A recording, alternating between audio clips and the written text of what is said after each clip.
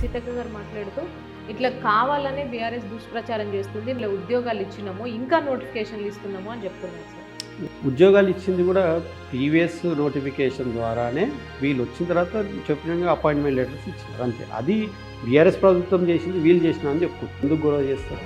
నిరుద్యోగులు చాలా రివర్స్ ఉన్నారు. ఇప్పుడు జూబ్లీస్ ఎలక్షన్స్లో నిరుద్యోగులు స్వచ్ఛందంగా తిరుగుతూ ఉన్నారు, కాంగ్రెస్ పార్టీకి ఓటు వేయొద్దారు. గత ప్రభుత్వంలో బీసీలను కేసీఆర్ పట్టించుకోలేదు, బీసీలకు అన్యాయం చేసిండు, మేము మా ప్రభుత్వంలో బీసీలకు ఖచ్చితంగా న్యాయం చేస్తాం, 42 రిజర్వేషన్ చేస్తామని రేవంత్ రెడ్డి గారు అంటున్నారు. పడుగులింగ యాదవ్ గారికి, బండ ప్రకాష్ గారికి. ఇప్పుడు కేసీఆర్ గారు అంటే మరి వాళ్ళు చెప్పిన దాంట్లో ఇవన్నీ ఏం కనపడతలేదు. మంత్రి పదవులు అందరికీ ఇచ్చినారు, బీసీలకి తలపైన పెట్టుకున్నారు కేసీఆర్ గారు. ఇప్పుడు స్వామి గౌడ్ గారు కూడా మండలి చైర్మన్ ఉండే, బీసీ బిడ్డ. అందరు మంత్రులు కానీ ఎమ్మెల్యేలు కానీ ఆయన ముందు కూర్చునేవాళ్ళు. బీసీ బిడ్డలు పైకి తల ఎత్తుకొని పరిస్థితికి తీసుకొచ్చింది కేసీఆర్ గారే. ఇన్సిడెంట్ కూడా అది చాలా బాధాకరం అసలు. సో ఆ మెయిన్ రీజన్ కూడా గవర్నమెంట్ రోడ్లు సరిగ్గా వేయనందుకే ఇలాంటి ఇన్సిడెంట్ జరుగుతున్నాయి అనేసి అక్కడున్న ప్రజలే చెప్తున్న పరిస్థితి. 100% అసలు గవర్నమెంట్ వచ్చిన తర్వాత ప్రయాణికులు చాలా డేంజర్గా మారిపోయింది వాతావరణం. వాళ్ళు భయపడుతున్నారు. నిన్న ఇన్సిడెంట్ జరిగిన తర్వాత ఫ్రీ బస్సు కూడా ఎక్కమరా బాబు అనే పరిస్థితికి వచ్చింది. Main government they are not properly handling.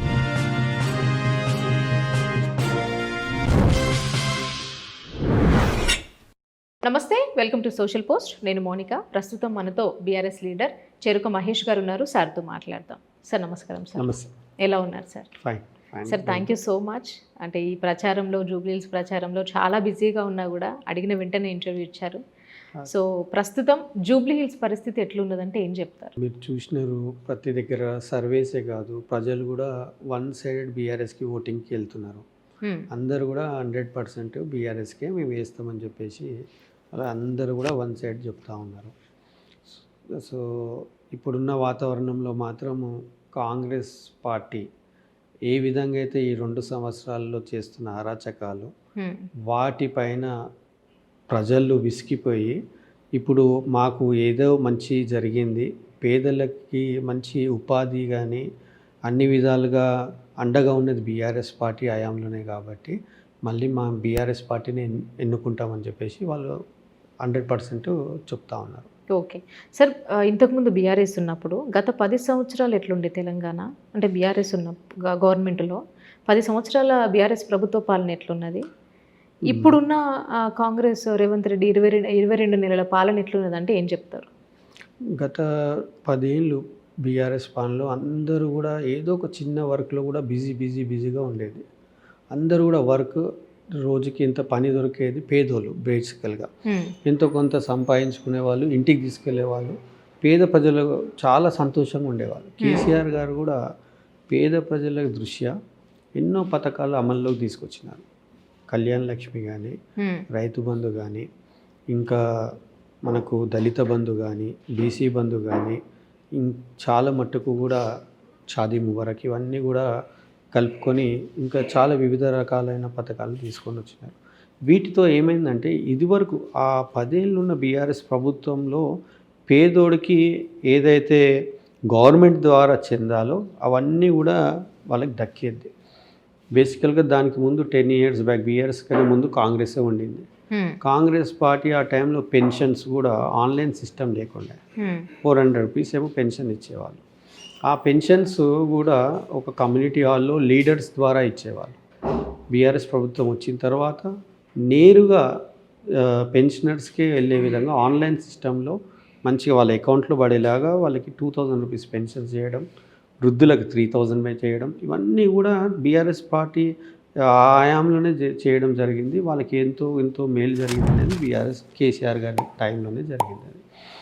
ఒక పార్ట్ కేసీఆర్ గారు బీఆర్ఎస్ హయాంలో చేస్తున్న వర్క్స్, దాంతోపాటు హైదరాబాద్ మీరు చూసినారు గతంలో ఎంత చిన్న రియల్ ఎస్టేట్ బిజినెస్ కూడా నార్మల్గా స్తంభింపబోయింది.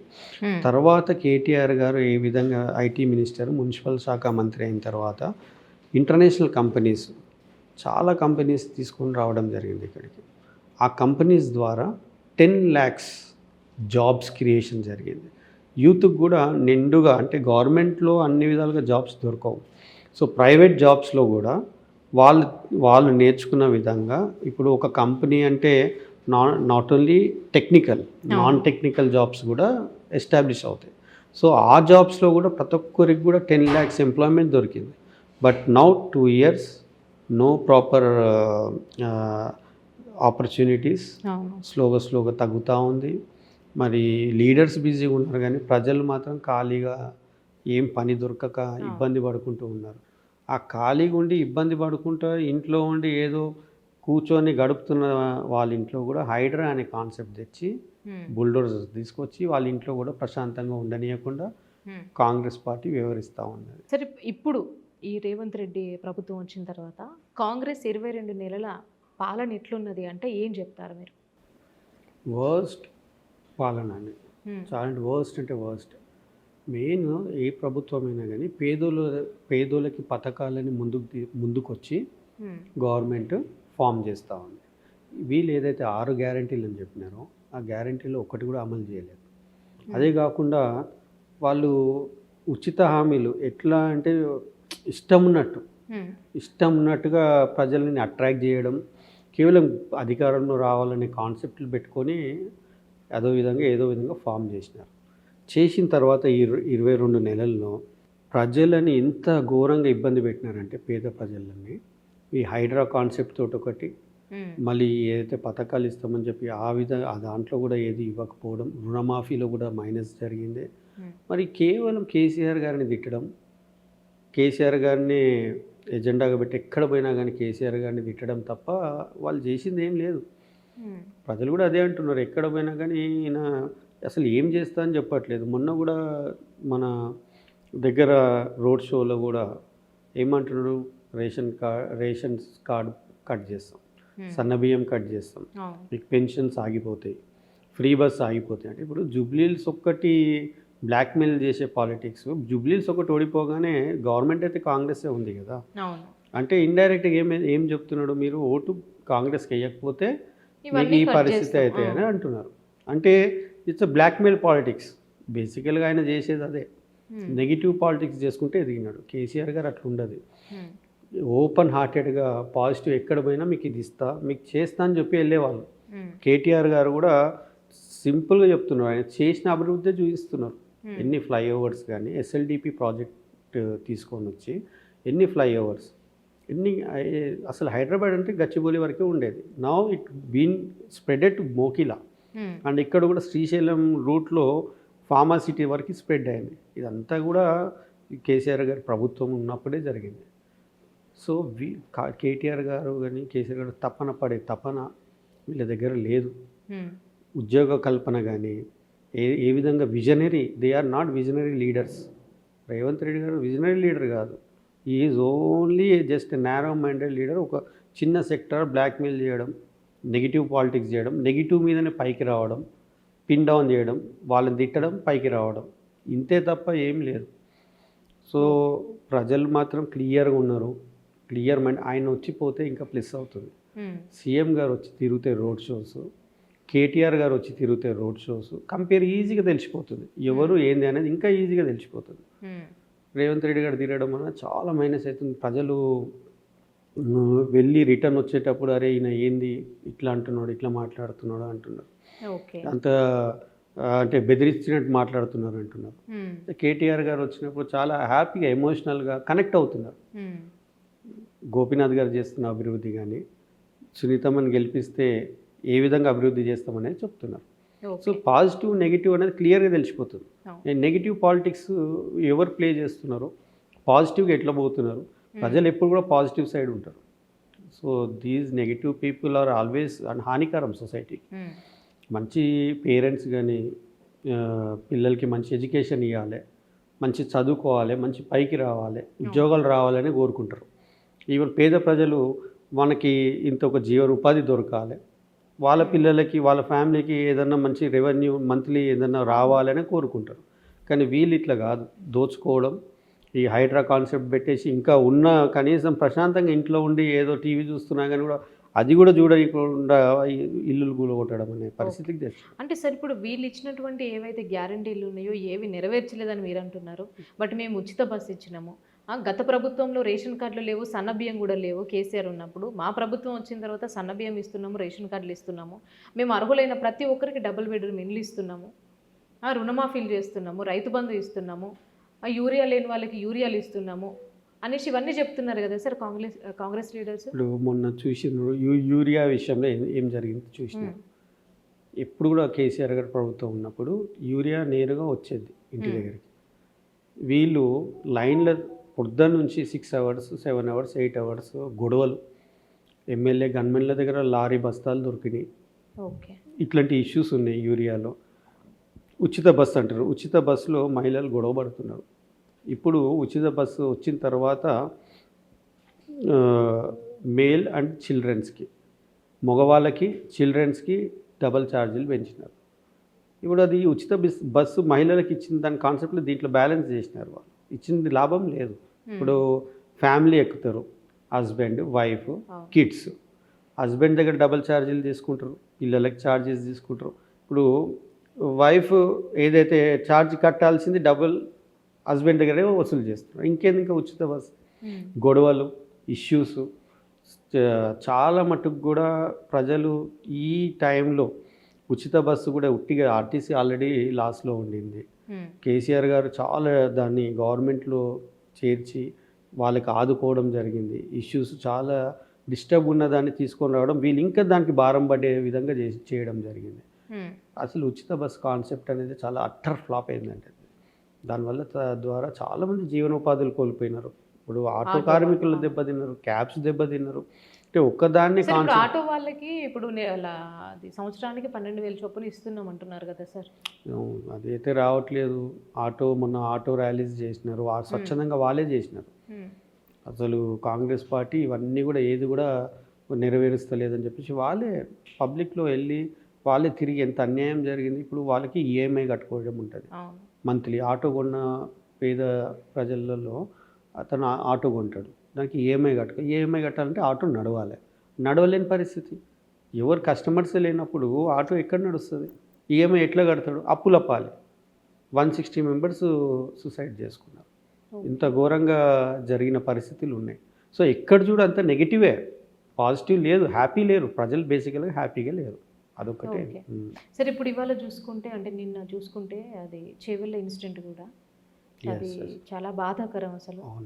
సో ఆ మెయిన్ రీజన్ కూడా గవర్నమెంట్ రోడ్లు సరిగ్గా వేయనందుకే ఇలాంటి ఇన్సిడెంట్ జరుగుతున్నాయి అనేసి అక్కడున్న ప్రజలే చెప్తున్న పరిస్థితి.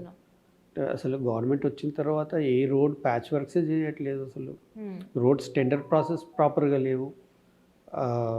అసలు అసలు ఎక్కడ కూడా కొత్త రోడ్ వేసింది దాఖలాలు లేవు, కనిపించట్లేదు. ఇప్పుడు బేసికల్గా ఫ్రీ బస్ ఇస్తున్నారు కానీ రోడ్డు మాత్రం చెత్తకుప్పలాగా తయారై ఉంది. ఆ బస్సులో ఉన్న ప్రయాణికులు చాలా డేంజర్గా మారిపోయింది వాతావరణం. వాళ్ళు భయపడుతున్నారు. నిన్న ఇన్సిడెంట్ జరిగిన తర్వాత ఫ్రీ బస్సు కూడా ఎక్కమరా బాబు అనే పరిస్థితికి వచ్చింది. సో అట్లాంటి ఎంతమంది, చాలా బాధాకరం. వాళ్ళ కుటుంబాలు పాపం అసలు ఇంత ఘోరంగా అసలు ఎవరు ఎక్స్పెక్ట్ చేయలేదు జరుగుతుంది. ఈ main government they are not properly handling. ఏది కూడా రోడ్సే కాదు, చిన్న చిన్న విషయాలు ఏది కూడా ప్రాపర్గా హ్యాండిల్ చేయలేకపోతున్నారు. ఈవెన్ జిహెచ్ఎంసీ కూడా అసలు కేటీఆర్ గారు ఉన్నప్పుడు ఎంత ప్రాపర్గా అడ్మినిస్ట్రేషన్ ఉందంటే, మాన్సూన్ వచ్చిందంటే మార్నింగ్ 3 వరకు కూడా వర్క్ చేసేవాళ్ళు కేటీఆర్ గారు. అంత మానిటరింగ్ చేసి అన్ని ప్రాపర్గా ఏదో వాటర్ లాగింగ్స్ ఉన్న దగ్గర అంతా క్లియరెన్స్ చేసేవాళ్ళు. వీళ్ళు కనీసము మాన్సూన్ టీం అనేది ఉండే ఒకప్పుడు. వీళ్ళు దాన్ని కూడా హైడ్రాకి కలిపేసినారు. సో హైడ్రాలో ఎవరున్నారు, ఏంది అనేది అసలు ప్రాపర్ వర్కే జరగట్లేదు. హైడ్రా కూల్చడానికి పనికి వస్తుంది, పాజిటివ్ వర్క్ చేయడానికి పనికి రావట్లేదు. So A to Z Revanth Reddy government is an utter flop government. ఖచ్చితంగా ప్రజలు ఈ జూబ్లీహిల్స్లో వాళ్ళకి బుద్ధి చెప్పబోతున్నారు. ఓకే సార్, ప్రధానంగా కాంగ్రెస్ రావడానికి వన్ ఆఫ్ మెయిన్ రీజన్ ఎవరంటే నిరుద్యోగుల పాత్ర కూడా చాలా వరకు ఉంది. సో గత ప్రభుత్వంలో ఉన్న ఉద్యోగ నోటిఫికేషన్లు రాలేవు అన్న దాంతోనే ఈ ప్రభుత్వానికి ఎక్కువగా ఓటేసి గెలిపించుకున్నారు. మరి ఈ ప్రభుత్వంలో ఉద్యోగ నోటిఫికేషన్లు వచ్చాయంటారు సార్? అసలు ఉద్యోగ నోటిఫికేషన్ అసలు అమాయకంగా యువతని తప్పుదారి పట్టించినారు. రాహుల్ గాంధీ గారు అశోక్ నగర్కి వచ్చి మేము వచ్చిన తర్వాత 2 lakhs ఉద్యోగ నోటిఫికేషన్స్ ఇస్తామన్నారు. దానికి ముందు కూడా నోటిఫికేషన్ ఇప్పుడు కూడా కాంగ్రెస్ గవర్నమెంట్ వచ్చిన తర్వాత ఏదైతే బీఆర్ఎస్ ప్రభుత్వంలో వచ్చిన నోటిఫికేషన్స్లో దాంట్లో సెలెక్ట్ అయిన వాళ్ళకి పత్రాలు ఇవ్వడం జరుగుతుంది, అపాయింట్మెంట్ లెటర్స్ ఇవ్వడం జరుగుతుంది తప్ప వీళ్ళేం కొత్తగా క్రియేషన్ చేయట్లేదు. సో వాళ్ళు అసలు ఫండ్స్ తీసుకురావడంలో, ప్రాజెక్ట్స్ తీసుకురావడంలో, గవర్నమెంట్ని ప్రాపర్గా నడపడంలో అసలు అట్టర్ ఫ్లాప్ అవుతున్నారు. వాళ్ళ కోఆర్డినేషనే ప్రాపర్ లేదు. మంత్రులు కోఆర్డినేషన్ కానీ రేవంత్ రెడ్డి గారు అందరినీ కూడా ప్రాపర్గా అడ్మినిస్ట్రేషన్ చేసి వర్క్ చేయడంలో అట్టర్ ఫెయిల్ అయినారు. మంత్రులు కూడా గొడవ పడుతున్నారు. ఎప్పుడు ఎవరి పదవి పోతుందో తెలియదు, ఎప్పుడు ఏం జరుగుతుందో తెలియదు. సో ఎవరిది వాళ్ళు ఓపెన్గా మీడియాలో విమర్శించుకుంటున్నారు. ఒకరు మంత్రి పదవి ఇవ్వలేదని విమర్శిస్తున్నారు, ఒకరు ఫండ్స్ ఇవ్వట్లేదని విమర్శిస్తున్నారు. సో కేవలం మేము గెలిచింది పెళ్ళిళ్ళకు పేరంటాలకి పోవడానికి పనికొస్తున్నామనే రీసెంట్గా ఒక ఎమ్మెల్యే గారు కూడా ఓపెన్ స్టేట్మెంట్ ఇస్తున్నారు. సో ఇంత ఘోరమైన పరిస్థితికి తీసుకొచ్చినారు.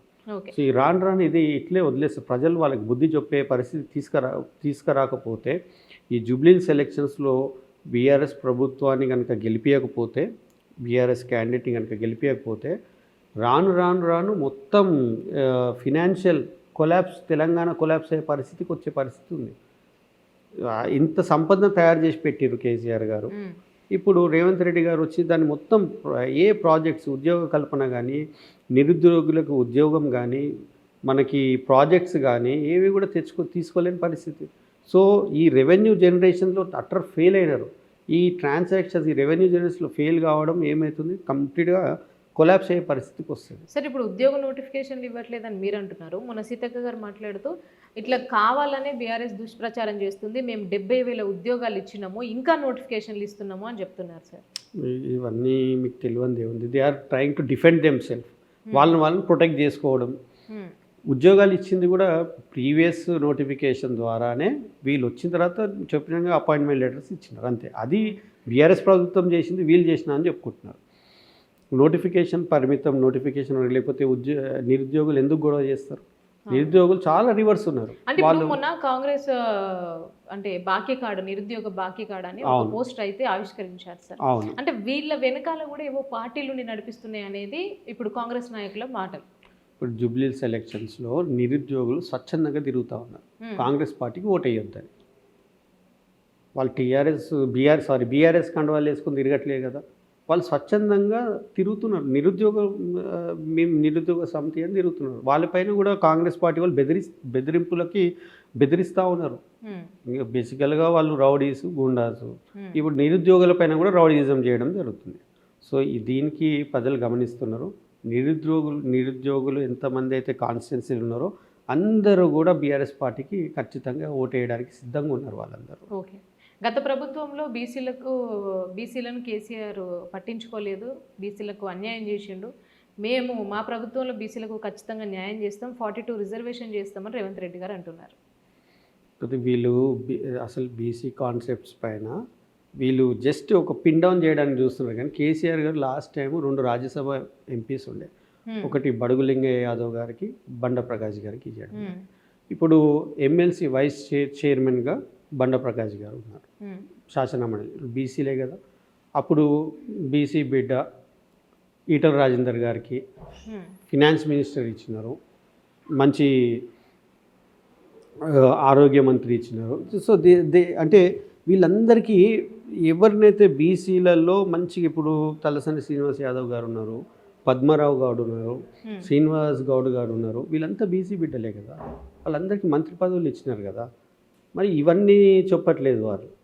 ఇంతమందికి అవన్నీ అంటే బీసీలకు అన్యాయం చేసినారు కేసీఆర్ గారు అంటే, మరి వాళ్ళు చెప్పిన దాంట్లో ఇవన్నీ ఏం కనపడతలేదు. మంత్రి పదవులు అందరికీ ఇచ్చినారు, బీసీలకి తలపైన పెట్టుకున్నారు కేసీఆర్ గారు. ఇప్పుడు స్వామి గౌడ్ గారు కూడా మండలి చైర్మన్ ఉండే, బీసీ బిడ్డ. అందరు మంత్రులు కానీ ఎమ్మెల్యేలు కానీ ఆయన ముందు కూర్చునేవాళ్ళు. సో బీసీ బిడ్డను పైకి తల ఎత్తుకొని పరిస్థితికి తీసుకొచ్చింది కేసీఆర్ గారే. సో వీళ్ళందరూ కూడా ఇప్పుడు అదొక కాన్సెప్ట్ని, అదొక రెవల్యూషన్ని అడ్డంగా పెట్టుకొని ఇష్యూ చేస్తున్నారు. ఫస్ట్ 42% ఏదైతే రిజర్వేషన్ ఉందో దాన్ని అమలుపరచమని చెప్పండి.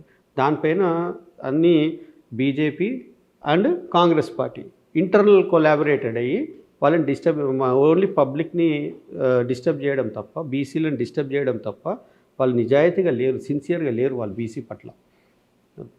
ఓకే. అండ్ ఇంకోటి ఏంటంటే సార్ ఇప్పుడు అంటే ప్రధానంగా జూబ్లీ హిల్స్లో ఎక్కువగా అంటే కాంగ్రెస్ వచ్చిన వెంటనే హైడ్రా మీద పడిపోయింది. సో జూబ్లీ హిల్స్లో చూసుకుంటే ఎక్కువగా మనకు హైడ్రా వల్ల నష్టపోయిన జనాలే మనకు కనిపిస్తూ ఉంటారు. సో వాళ్ళ పరిస్థితి ఎట్లుంది ఇప్పుడు? అంటే మీరు ప్రచారంలో తిరుగుతున్నారు కదా, ఏంటి అసలు వాళ్ళ సో పరిస్థితి? వాళ్ళైతే చాలా బాధాకరంగా ఉన్నారు, చీ కొడుతున్నారు కాంగ్రెస్ గారు. చిన్న పిల్లలు ఉన్న ఇంట్లలో వాళ్ళు తినడానికి కూర్చున్న వాళ్ళని కూడా తీసుకొచ్చి బయట కూర్చోబెట్టి వాళ్ళ ఇల్లు కూలగొట్టడం, అబ్బా, ఓకే. చదువుకునే పిల్లల్ని తీసుకొచ్చి బయట పెట్టి ఆ పుస్తకాలు ఇంట్లోనే ఆయన ఇల్లు కూలగొట్టడం. ఇంత అరాచకం చేయాల్సిన అవసరం ఏముండే వీళ్ళకి? పేదోళ్ళకి ఏదైనా డబల్ బెడ్రూమ్ ఇల్లు కట్టించి జూబ్లీహిల్స్ కాన్స్టిట్యున్సీలో రహమత్ నగర్ కానీ మళ్ళీ అక్కడ కట్టియడం కానీ, మళ్ళీ తర్వాత కొల్లూరులో కూడా గోపీనాథ్ గారు ఉన్న హయాంలో, గోపీనాథ్ గారి ఆధ్వర్యంలో, కేసీఆర్ గారి ప్రభుత్వంలో, కేటీఆర్ గారు మున్సిపల్ అడ్మినిస్ట్రేషన్ ఉన్నప్పుడు ఎన్నో డబుల్ బెడ్రూమ్ ఇల్లు కట్టి చాలామంది లబ్ధిదారులు ఉన్నారు. కొల్లూరులో పోయి అడగండి చెప్తారు. కొల్లూరులో అంతా కదా కేసీఆర్ గారు ప్రభుత్వం ఉన్నప్పుడే కదా డబుల్ బెడ్రూమ్స్ ఇచ్చింది. వీళ్ళు పేదోళ్ళ ఇల్లులు కూలగొట్టిర్రు, బీఆర్ఎస్ ప్రభుత్వము పేదోళ్ళకి ఇల్లు కట్టించింది. 100% వాళ్ళందరూ కూడా చాలా ఇబ్బంది పడుతున్నారు. వీళ్ళ వల్ల అసలు చాలా నష్టపోయినారు పేదోళ్ళు. వాళ్ళకి రెవెన్యూ జనరేషన్ లేదు, మరీ ఘోరమైన పరిస్థితికి తీసుకొచ్చినారు. ఇప్పుడున్న వాతావరణంలో మాత్రం రేవంత్ రెడ్డి గారు ఏ విధంగా అయితే వచ్చి పిచ్చి బ్లాక్మెయిల్ చేసి వాళ్ళ రౌడీలతో కూర్చొని ఏ విధంగా అయితే మొన్న కూడా ర్యాలీలో ఒక కత్తి తీసి పట్టుకున్నారు. ఇప్పుడు ఆడ ఉన్న వాతావరణము ఆల్రెడీ వీళ్ళు రౌడీలు గూండాలు అనేది ఒక మచ్చ ఉంది కాంగ్రెస్ పార్టీ క్యాండిడేట్ల పైన.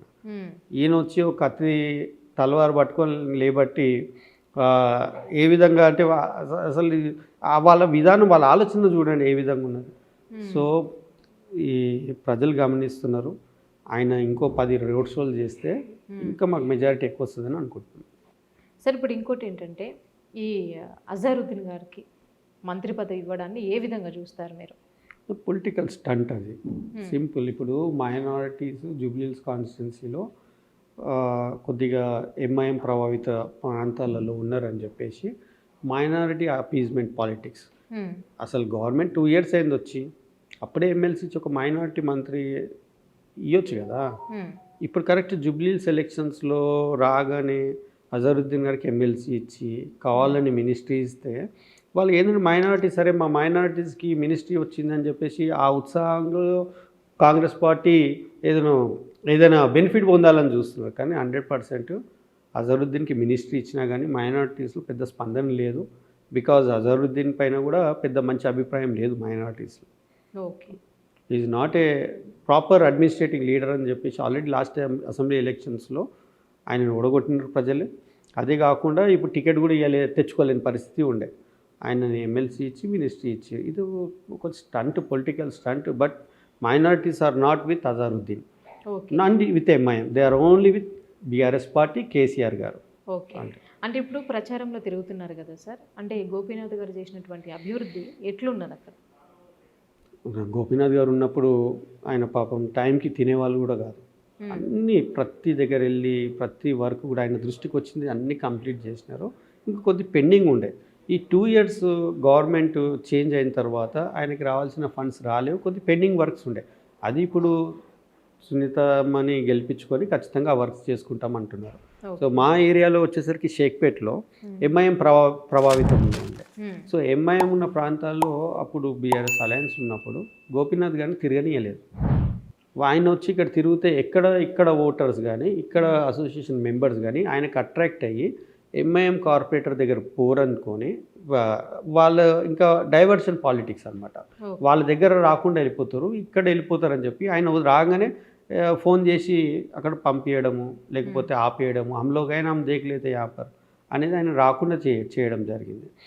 తర్వాత స్టోన్స్ కూడా మా షేక్పేట్లో డివిజన్లో మైనార్టీ ఏళ్ళ స్టోన్స్ ఉంటే ఫస్ట్ అసదుద్దీన్ గారి పేరు ఉంటుంది, సెకండ్ రాషిద్ ఫరాజుద్దీన్ కార్పొరేటర్ ఉంటుంది, కింద ఎమ్మెల్యే గారి పేరు ఉంటుంది. చాలా స్టోన్స్ ఉన్నాయి, అందరికి తెలుసు. షేక్పేట్లో ఉన్న మైనార్టీ ఏరియా ఉన్న వాళ్ళందరికీ తెలుసు. 3rd place గోపీనాథ్ గారిని పెట్టిరు వాళ్ళు. ఓకే, ఇప్పుడు వర్క్స్ జరగలేవు అంటే ఫస్ట్ ఎవరిని పట్టుకోవాలి?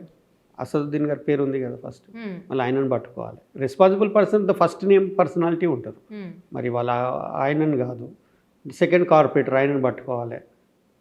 కేవలం గోపీనాథ్ గారిని టార్గెట్ చేసి ఏం వర్క్ చేయలేదు అనేది ఏదో వాళ్ళు కాన్సెప్ట్ పెట్టుకున్నారు Congress party. But it's not right. కంప్లీట్గా MIM party Shaikpet division 10 years మొత్తం కొలాప్స్ చేసింది. ఎక్కడ పోయినా కానీ కూడా రోడ్స్ డ్యామేజ్డ్ ఉన్నాయి, స్ట్రీట్ లైట్స్ ప్రాపర్ వర్క్ చేయదు, ఏవి కూడా జిహెచ్ఎంసీ వర్క్స్ ప్రాపర్గా లేవు. సో అక్కడున్న మైనారిటీస్ కూడా ఎంఐఎం బాధితులు చాలామంది ఉన్నారు. వాళ్ళందరూ కూడా బీఆర్ఎస్ వైపు ఉన్నారు ఈసారి. ఓకే సార్, అంటే అంటే ఈ ప్రచారంలో సునీత గారు తిరుగుతుంటే అంటే కొన్ని సభల్లో ఆమె కన్నీళ్లు పెట్టుకున్నా కూడా దాన్ని రాజకీయంగా చూడటం, ఇదంతా సింపతి డ్రామా అనడం, పిల్లల మీద కేసులు పెట్టడం, ఈ పరిణామాలన్నీ ఎట్లా అనిపిస్తున్నాయి సార్? మొన్న ఒక రేవంత్ నగర్ సభలో సునీత గారు ఏడిస్తే పొన్నం గారు ఈ విధంగా మాట్లాడడం. జనరల్గా మహిళలు కొద్దిగా సెన్సిటివ్ ఉంటారు, జెంట్స్ కన్నా, అబ్బాయిల కన్నా లేడీస్ కానీ మహిళలు కానీ ఉమెన్ సెన్సిటివ్ ఉంటారు. అబ్బాయిలు కొన్ని ఫీలింగ్స్ దాచిపెట్టుకోగలుగుతారు, ఓపెన్గా జర వాళ్ళు మనసులో పెట్టుకోగలుగుతారు. లేడీస్ ఏంటంటే వాళ్ళు స్వభావం సెన్సిటివ్ ఉంటారు. ఆ రోజు సునీత గారు రేవంత్ నగర్లో ఎంత జనాలు వచ్చినారు, చాలా క్రౌడెడ్ వచ్చినారు. సో ఆమెకి ఆ భావోద్వేగానికి గురైనారు. ఎందుకంటే గోపన్నకి అంత ఫాలోయింగ్ ఉందా, వాళ్ళందరూ మా ఫ్యామిలీకి అండగా ఉన్నారు అనేది ఒక భావోద్వేగానికి గురయ్యి కళ్ళల్లో నీళ్ళు కూడా యాక్టింగ్ అంటే కూడా వాళ్ళకి ఇంకా వాళ్ళు ఏం చెప్పాలి. యాక్టర్స్కి వాళ్ళంతా అట్లనే కనపడతారు. వాళ్ళందరూ కూడా ఏదైతే చేస్తున్నారో దొంగ మాటలు నెగిటివ్ పాలిటిక్స్ చేస్తున్నారో వాళ్ళందరికీ కూడా ఈ రియల్ థింగ్స్ కనిపించవు వాళ్ళందరూ. సో ఆ భావోద్వేగానికి గురయ్యి ఆమె చాలా ఇష్యూలో పోయిన తర్వాత అంటే డెప్త్లో పోయినప్పుడు ఆ మాటలు వచ్చిన తర్వాత పొన్నం ప్రభాకర్ గారు చాలా రివర్స్గా మాట్లాడినారు. అది చాలా మహిళలందరూ రివర్స్ అయినారు ఆ మాటలకి. పొన్నం ప్రభాకర్ గారు దాన్ని ఏదో యాక్టింగ్ చేయడము, సింపతి కోసం ఇవన్నీ చేయడం అనేది చెప్పడం చాలా రాంగ్. అది మహిళలందరూ కూడా 100% బీఆర్ఎస్ వైపు ఉన్నారు, సునీతమ్మ గారి వైపే ఉన్నారు. ఓకే సార్, ఇప్పుడు నవీన్ యాదవ్ ప్రచారం చేస్తూ అంటే ఈ ప్రచారంలో భాగంగానే కొన్ని మాటలు మాట్లాడడం జరిగింది. ఈ జూబ్లీహిల్స్ ప్రాంతం నా ప్రాంతం, వీళ్ళంతా నా ప్రజలు, బీఆర్ఎస్ నాయకులు ఎవరైతే ఉన్నారో దుష్ప్రచారం చేస్తే ఈ గల్లీ కూడా దాటరు, వాళ్ళ లీడర్ కాదు కదా, కార్యకర్తలు నాయకులు కూడా గల్లీ దాటలేరు అనే విధంగా మాట్లాడారు. ఇప్పుడు స్వభావం అదే ఉంది. ఈ బేసికల్గా ఏమైనా ఉంటే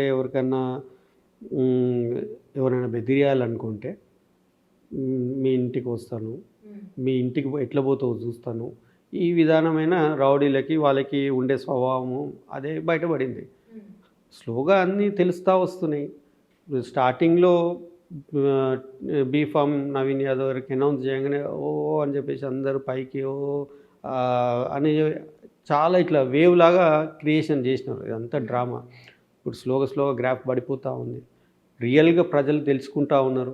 ఆ మాట ఎట్లా అంటే పెద్దోళ్ళు చాలామంది ఎమ్మెల్యేలు వచ్చినారు, ఎక్స్ మినిస్టర్స్ వచ్చినారు, వాళ్ళ క్యాడర్ వచ్చి చాలా హార్డ్ వర్క్ చేస్తున్నారు. బీఆర్ఎస్ పార్టీ గల్లీ తిరుగుతున్నారు, చాలా రియల్గా హార్డ్ వర్క్ చేస్తున్నారు. వాళ్ళ కుటుంబాలను వచ్చి పని చేస్తున్నారు. వాళ్ళని మీ ఇంటి మొహం చూడనియా, వాళ్ళని అక్కడ తిరగనియా అంటే ఒక పార్టీకి సిన్సియర్గా వర్క్ చేస్తూ ఉంటే వాళ్ళని ఆ మాటలు అనడం చాలా తప్పు. బేసికల్గా అది ఆ స్వభావం అనేది కొద్దిగా రౌడీలకు ఉంటుంది. అదేంటనేది ఆయన్ని ప్రూవ్ చేసుకున్నారు ఆ రోజు. ఓకే, ఇప్పుడు ఆయన 1,00,000 మెజారిటీతో గెలుస్తాను ఖచ్చితంగా అంటున్నారు కదా సార్?